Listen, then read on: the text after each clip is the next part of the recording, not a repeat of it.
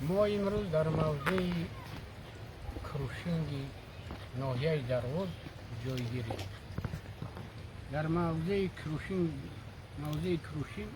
بلندی و 1200 متر از سطح 1800 متر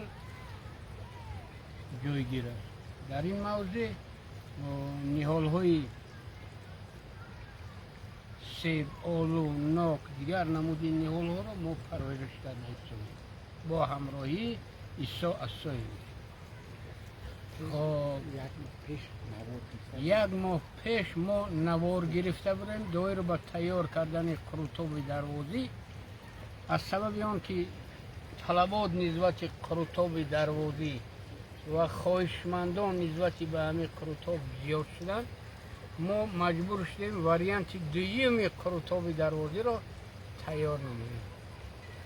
یکی از نمودهای کروطوب نوی واریانت دویمی دروازی انا ما تیار کردیم. حاضر برای آماده کردن وی روغن رو ما علاوه میکنیم.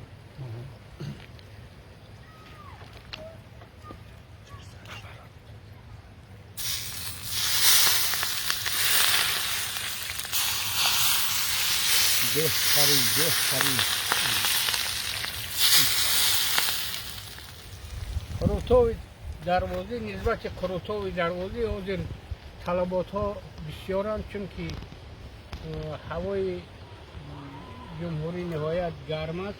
بنابراین به ناحیه دروز به موضع کروشینگ استراحت کنندگان از ولایت های فرقلان از ریان های تابع رسپوبلیکا آمده هستند.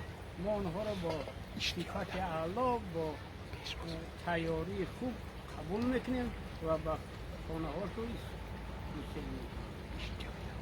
حالا انا در نزد ما کروطوب واریانت دویمی کروطوب دروازی من اصولی تیار کردم. مرحمت برای کروطوب دروازی.